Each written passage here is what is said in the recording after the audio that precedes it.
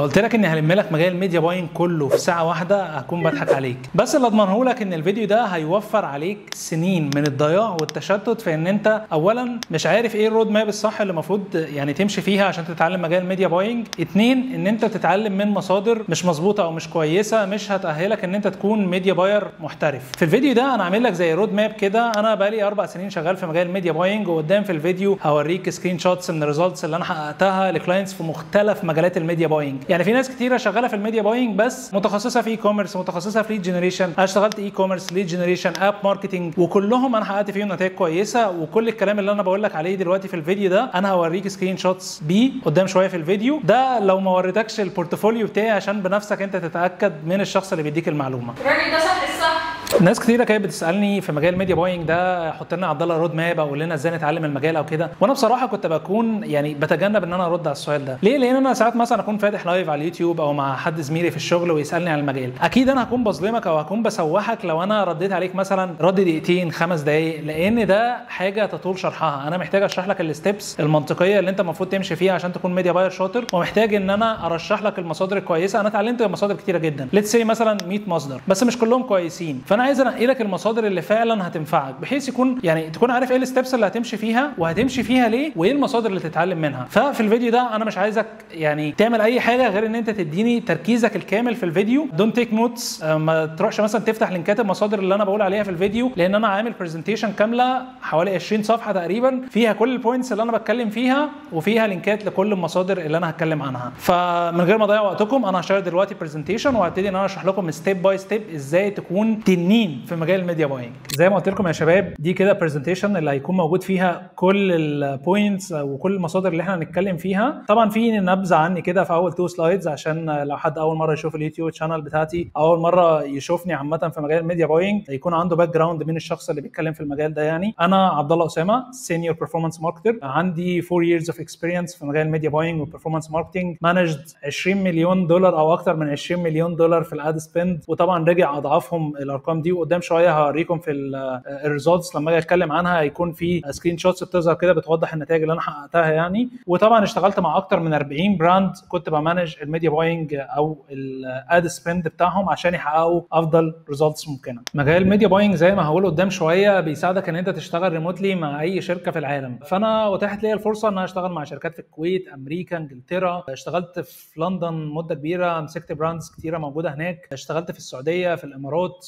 وفي الامارات اشتغلت في دبي وفي راس الخيمه على براندز بقى مختلفه، اي كوميرس، على ليد جنريشن، على اب ماركتنج. يعني اللي كان بيجي لي ما كنتش بقول له لا، فبالتالي ده اداني زي 360 اكسبيرينس كده اراوند مجال الميديا باينج او بيرفورمانس ماركتنج بشكل عام. فهتلاقي مثلا ان في شركات من اللي انا اشتغلت معاهم حققت لهم ار او اس بيوصل 26، وفي شركات حققت لها ار او اس بيوصل فوق ال 40. فهتلاقوا في ارقام كده ما تتخضوش منها يعني، لان انا مش من النوع اللي هو كل ما بحقق رقم معين بطلع اعمل فيديو عنه على التيك توك زي ما ناس كتيره بتعمل في المجال، مع احترامي ليهم يعني. طبعا انا حققت نتائج كتيره في السوق السعودي. في فتره كده اشتغلت في ماركتنج ايجنسي سعوديه، فكنت اشتغلت فتره كبيره في السوق السعودي وقدرت ان انا احقق ريزلتس كويسه. فسناب شات تواصلوا معايا وقالوا لي احنا عايزينك تكون بارتنر بتاعنا في الحته بتاعت السوق السعودي، ان انت تساعد الناس ان هم يستخدموا البلاتفورم في الادز وكده. فبقيت ان انا ببروموت البلاتفورم وبشرح للناس ازاي يتعاملوا عليها ويحققوا منها افضل ريزلتس ممكنه. فبشكل عام عشان نقول شويه ارقام سبيسيفيك، يعني انا في الاي كوميرس زي ما قلت لكم وصلت لنتائج 26 وفوق ال 40 ار او اس بسيلز،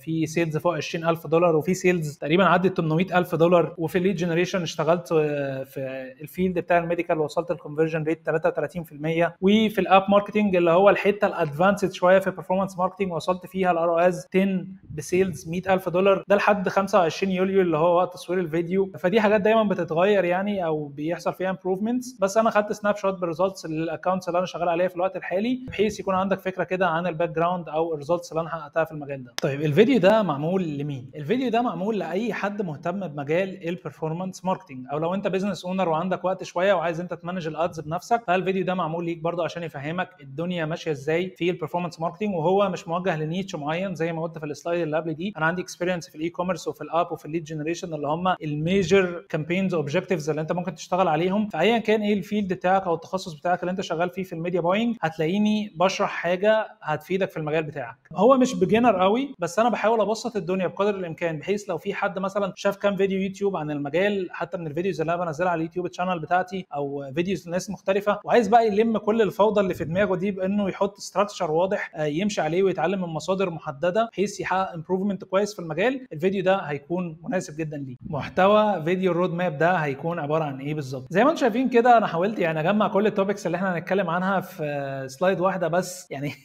زي ما يكونوا متحشرين فوق بعض او متكربسين فوق بعض، لان احنا هنتكلم في توبكس كتيره. يعني اولهم هدي نبذه سريعه عن المجال، ايه هو مجال ميديا باينج، وايه الدي تو داي تاسكس اللي انت ممكن تعملها لو انت اشتغلت في المجال ده، بلس توبيك مهم لينا كلنا بقى، وهو فرص ان انت تعمل فلوس في المجال ده عامله ازاي، ايه الفلوس اللي انت ممكن توصل لها لو انت شغال على قدك، ولو انت يعني بروفيشنال شويه، ولو انت برنس وتوب 1% في المجال. فهنتكلم عن الفرص والفلوس اللي انت ممكن تعملها في كل ستيب او في كل فيز من الفيزز دي. وكمان يعني انا كنت اشتغلت بالمناسبه، يعني اشتغلت فريلانس وريموت وفول تايم في شركه عادي، فهقول لك يعني مميزات وعيوب كل حاجه من الحاجات دي، انهي الافضل، وايه فرص ان انت تعمل فلوس في كل حاجه منهم، وايه مميزات وعيوب كل اوبورتيونيتي منهم عامله ازاي. بعدين هنخش في ايه هي اساسيات التسويق اللي انت، بصوا يا جماعه طبعا التسويق ده بحر كبير جدا، في ناس كتيره بتفضل تقول انت محتاج تتعلم التسويق كميديا باير. ماشي، ايه في التسويق بالظبط اللي انا المفروض اتعلمه عشان اكون ميديا باير شاطر؟ لان انت يعني في ناس بتقعد سنين بتدرس في التسويق، فانت في كام حاجه مهمه كده هنتكلم عنهم في الفيديو ده، انت محتاج ان انت تذاكرهم بزياده حبتين، او دول اللي انت تركز عليهم في التسويق عشان هم دول اللي هيساعدوك في شغلك كميديا باير.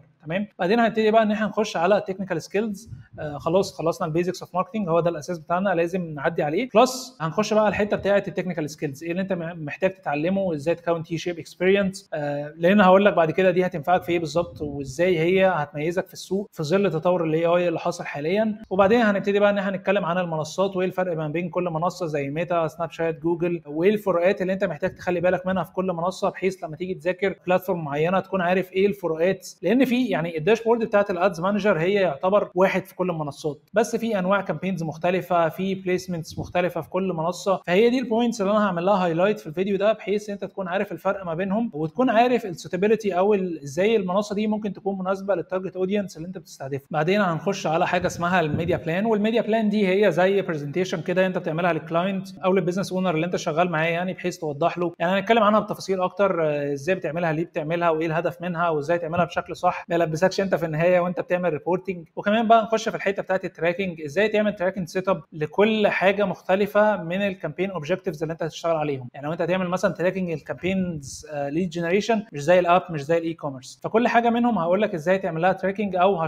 يعني اشرح لك الكونسبت من فوق، وبعدين هقول لك على مصادر تتعلم منها بحيث تكون فاهم كل يعني اوبجكتيف ايه التراكنج سيت اب اللي انت بتعملها ليه بالظبط. بعدين بعد ما عملت خلاص لانش للكامبين بتاعتك وعرفت تعمل تراكنج سيت اب كويسه، هشرح لك ايه الميتريكس اللي انت المفروض تكون بتعمل لها تتبع عشان تعرف البرفورمانس بتاع الكامبينز دي كويس ولا لا، هشرح لك اهم الميتريكس وازاي تجادج كل ميتريك هو كده البرفورمانس بتاعه كويس ولا لا. وبعدين بعد ما نخلص الحته بتاعه الميتريكس دي ولقيت ان الكامبين بتاعتك البرفورمانس بتاعها كويس، ازاي تعمل سكيلينج للكامبين، لو هي بتعمل لك مثلا 2000 3000 دولار في اليوم، ازاي تخليها تعمل لك 10000 دولار في اليوم من غير ما الكامبين تضرب منك او انها تعمل اوفرلاب مع الكامبينز الثانيه اللي موجوده في الاد اكونت. وبعدين بعد ما تخلص الحته بتاعه السكيلينج والكلام ده كله، هقول لك ازاي تعمل ريبورتنج للكلاينت، يوري الكلاينت ان انت فعلا قدمت له فاليو في البيزنس بتاعه، لان في النهايه انت اللي بيخلي الكلاينت مستمر معاك، او ان انت تشتغل معاه باستمرار. ان انت يعني ممكن تكون مولع الدنيا في الادز مانجر، بس الكلاينت مش عارف حاجه، او مش فاهم حاجه، او مش بيتراك السيلز، او مش عارف من الاخر هو عنده كذا سورس اوف تشانل مثلا بيبيع منهم، ليتس سي طلبات او اوف لاين او الاي كوميرس ستور بتاعه، فمش عارف ايه السورس بتاع كل حاجه، فانت تقول له لا انا في الريبورت ده توضح له كده انا جبت لك كذا من بلاتفورم كذا. يعني هنتكلم عن اهم الميتريكس اللي انت، يعني هقول لك ايه الميثود بتاعت الريبورتنج بشكل عام عشان توضح الفاليو بتاعتك للكلاينت. وفي النهايه خالص لما يكون خلاص معاك كل التكنيكال نوليدج دي، هنبتدي ان احنا نتكلم في الحته بتاعت ازاي تماركت لنفسك، او من الاخر تلمع نفسك عشان يجي لك فرص كويسه في المجال.